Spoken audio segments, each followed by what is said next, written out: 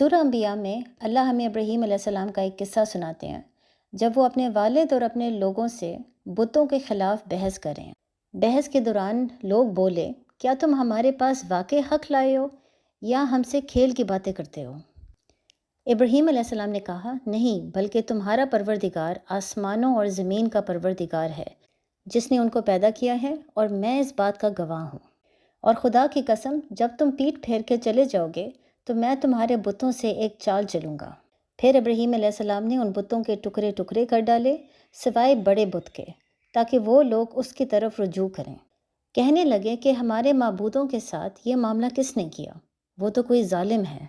کچھ کہنے لگے، ہم نے ایک جوان کو انہیں برا کہتے ہوئے سنا جس کو ابراہیم کہا جاتا ہے۔ وہ بولے کہ اسے لوگوں کے سامنے لاؤ تاکہ گواہ رہیں۔ بت پرستوں نے کہا کہ ابراہیم، بھلا یہ کام ہمارے معبودوں کے ساتھ تم نے کیا ہے؟ ابراہیم نے فرمایا، بلکہ ان کے اس بڑے نے کیا ہوگا، تو اس سے پوچھ لو اگر یہ بولتے ہیں۔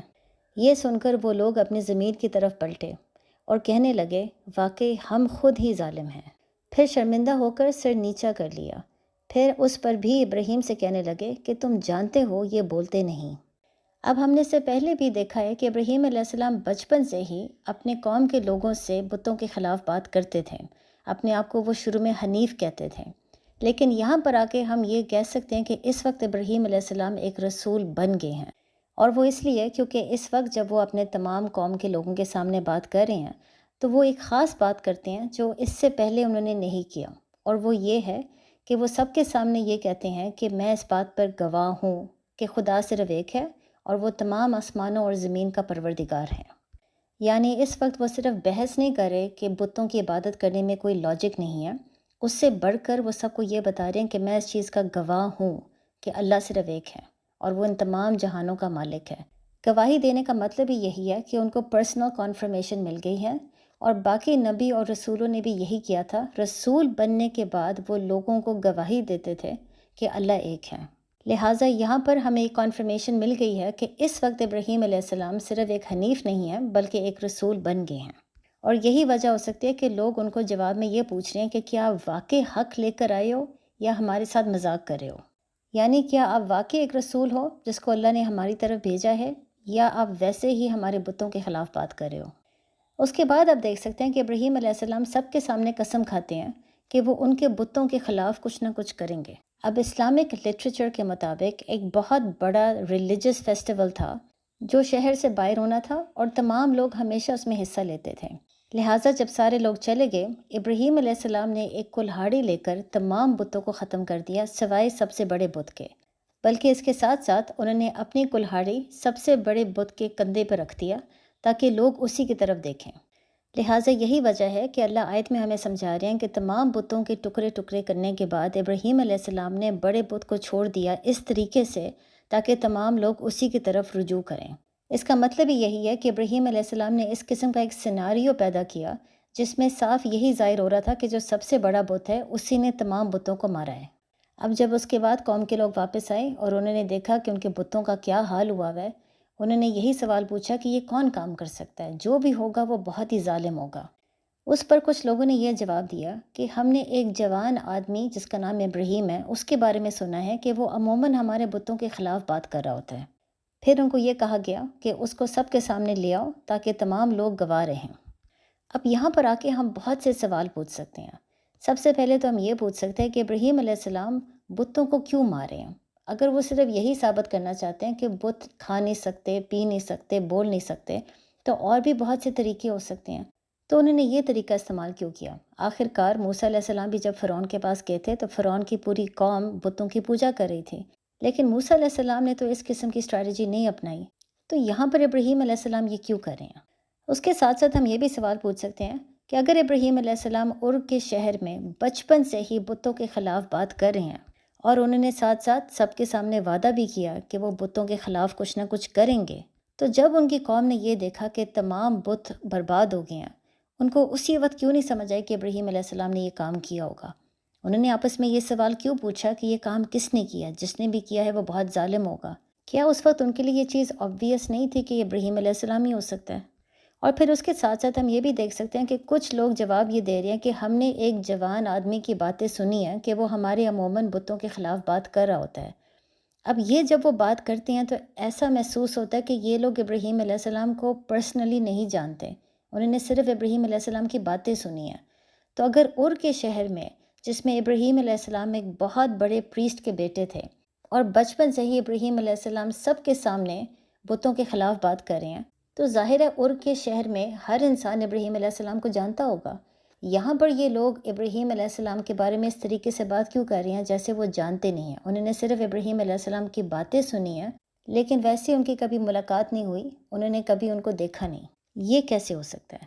اس کے ساتھ ساتھ ہم ایک اور بھی سوال پوچھ سکتے ہیں کہ ابراہیم علیہ السلام نے جب اپنی قوم کے سامنے قسم کھائی تھی کہ وہ تمام بتوں کے خلاف کچھ نہ کچھ کریں گے، تو پھر قسم کھانے کا فائدہ کیا تھا؟ سب کے سامنے اعلان کرنے کا فائدہ کیا تھا؟ اگر انہیں فیصلہ کر لیا تھا تو وہ خاموشی سے بھی کر سکتے تھے۔ اور پھر آخری سوال ہم یہ پوچھ سکتے ہیں کہ جب لوگوں نے کہا کہ ابراہیم کو سب کے سامنے لے کر آؤ تاکہ تمام لوگ گواہ رہیں، تو وہ اس وقت کس چیز کی گواہی کے بارے میں بات کر رہے تھے؟ اب اس قصے کو سمجھنے کے لیے سب سے پہلے یہ سمجھنا ضروری ہے کہ ابراہیم علیہ السلام ار کے شہر میں بچپن سے تھے، اور وہاں پر ایک بادشاہ بھی ہوتا تھا جس کا نام تھا نمرود۔ لیکن نمرود صرف ار کا بادشاہ نہیں تھا، نمرود کا ایک بہت بڑا کنگڈم تھا جس میں بہت سے شہر آتے تھے، اور سب سے بڑا شہر ار تھا۔ لہٰذا ار کے شہر میں تو تمام لوگ ابراہیم علیہ السلام سے واقف تھے، لیکن ابراہیم علیہ السلام کی باتیں آہستہ آہستہ ار کے شہر سے باہر بھی پھیلنا شروع ہو گئی تھیں۔ لہٰذا بہت سے لوگ تھے اس کنگڈم میں جو ار کے شہر میں سے نہیں تھے، لیکن انہوں نے ابراہیم علیہ السلام کی باتیں سنی تھیں۔ اب جب بھی اللہ ایک رسول کو کسی بھی قوم کی طرف بھیجتے ہیں تو اللہ انشور کرتے ہیں کہ اس قوم میں ہر انسان پیغام کو سن بھی لے، سمجھ لے اور دل میں گواہی دے۔ اس کے بعد اس انسان کا فیصلہ ہوتا ہے کہ وہ اللہ کے پیغام پر عمل کرے گا یا نہیں۔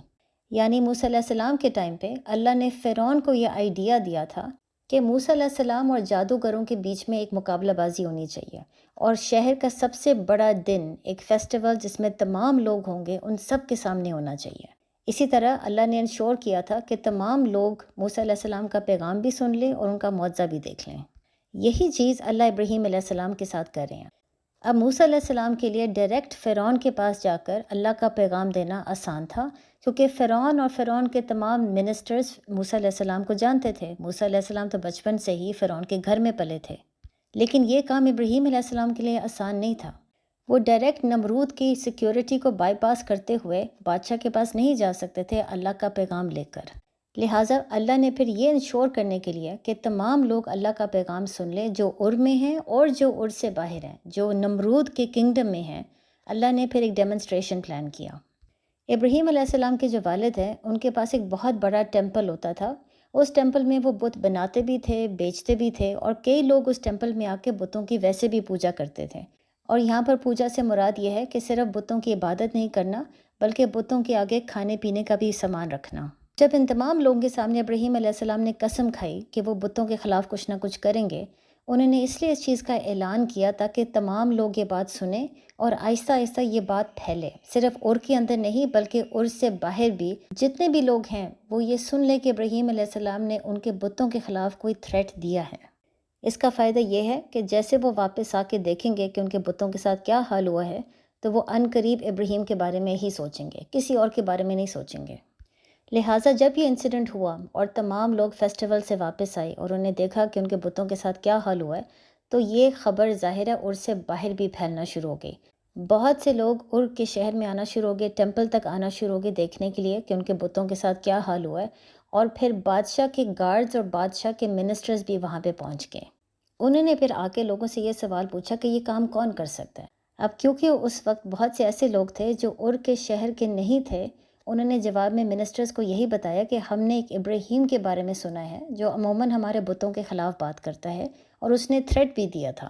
اب ظاہر ہے اتنی بڑی بات سننے کے بعد منسٹرز نے یہی جواب دیا کہ ابراہیم کو تمام لوگوں کے سامنے لے کر آؤ، یعنی بادشاہ کے سامنے لے کر آؤ، تاکہ تمام لوگوں کے سامنے اس کا کوئی فیصلہ سنایا جائے۔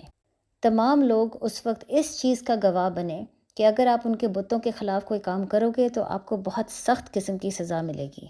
اب چاہے یہ پلان بادشاہ کا تھا اور منسٹرز کا تھا، اللہ کا پلان بالکل ہی مختلف تھا۔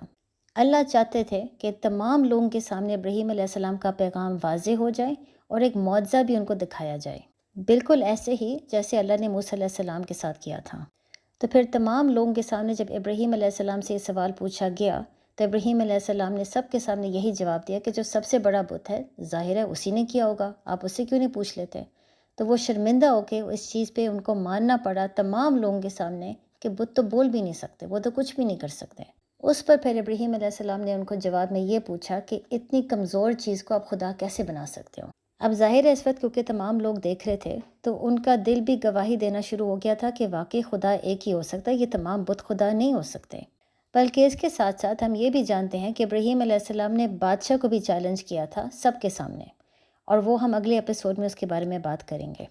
لہٰذا اب جب تمام لوگوں نے ابراہیم علیہ السلام کا پیغام سن بھی لیا، سمجھ بھی لیا، ان کے دل نے گواہی بھی دے دیا، تو منسٹرز اور بادشاہ نے آپس میں مل کے یہ سوچا کہ اس کا ایک ہی حل ہو سکتا ہے، سب کے سامنے ابراہیم علیہ السلام کو جلا دو، ان کو آگ میں پھینک دو، ورنہ تمام لوگ آہستہ آہستہ بت کی پوجا چھوڑ دیں گے۔ اس وقت اللہ نے تمام قوم کو ایک معجزہ دکھایا، بالکل ایسے ہی جیسے اللہ نے فرعون کی قوم کو موسیٰ علیہ السلام کے ذریعے ایک معجزہ دکھایا۔ یہاں پر معجزہ یہ تھا کہ ابراہیم علیہ السلام کو آگ میں پھینکنے کے باوجود ابراہیم علیہ السلام کو کچھ بھی نہیں ہوا۔